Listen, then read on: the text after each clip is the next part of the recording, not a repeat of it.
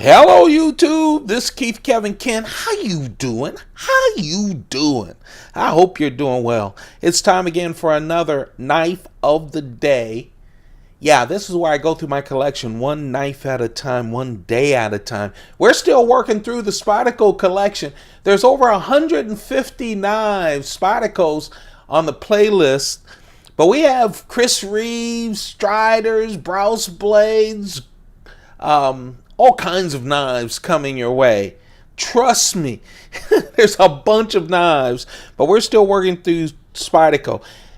This is the first military. So today, the knife of the day is not just the Spyderco military, because I have 7 of those. It's this specific military. You'll see more of the militaries as we go through, but this is the Spyderco Blue Fluted Titanium Military. Blue Fluted. Now there is a plain fluted titanium, but this blue one, there's a titanium fluted military that's gray titanium, but the blue is just very special. There are few of these that were ever made. They are discontinued, and even fewer than Spyderco had planned to make, and that's because if you see a lot of these on the secondary market, at least half of the ones I've seen, I would even go as far as to say, maybe 65% of the ones, the blue anodization is not good. It's faded, it's uneven, and so Spyderco had problems with the production.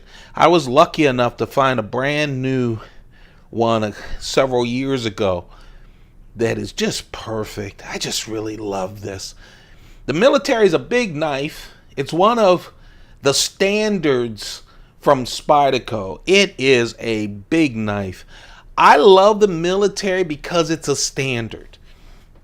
It's so solid. Of course, Spyderco has done a whole lot of different variations on the military, just like they've done with the paramilitary. Of course, the military is important to the Spyderco lineup because it sells very well, always has. But when it first came out, people said, I want something smaller. So Spyderco came with the paramilitary. And I'm recording this in 2017. Just last year in 2016, they introduced the Para 3. Yeah, once the paramilitary came, everyone kept saying, can you get it a little smaller? Now they have a 3-inch blade version of the paramilitary. So this has really been a special knife for Spyderco. Let's talk about it. First, the blade. When I say it's a big knife, this is a 4-inch blade, folks. Just a nice 4-inch full flat grind. Spyderco does that so well. It is the perfect slicer. If you like your knives on the bigger side too, man, nothing's better than the military. It has a slim profile, which really makes it nice. Just real slim. 4-inch blade. I love that they kept the choil mostly on the handle side of it, but it does take up some of the edge. It's 3.7 inches for the edge, but an all-around EDC everyday carry. The total 9.5 inches. 9.5 inches of this wonderful knife. Man, it feels so great in the hand. It really does. You can see how much is left over.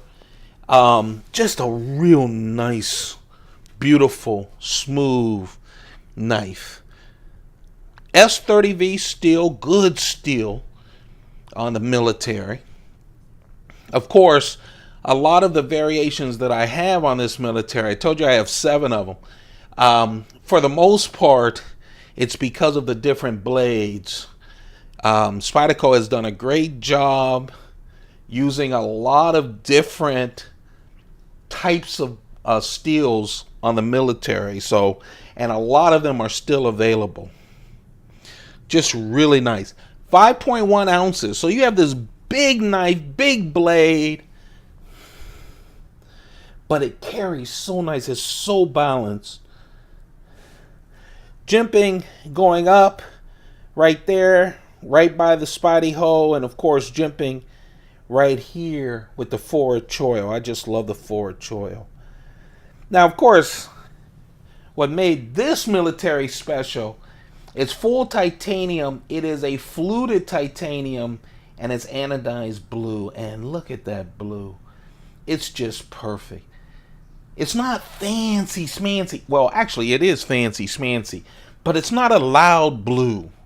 It just comes off real nice. I'm going to compare this knife at the end of this video with the Paramilitary 2 and the Endura, both of which are blue. So they're special editions. So you can see the different colors of blue, as well as how big this knife is compared to some of Spyderco's standards.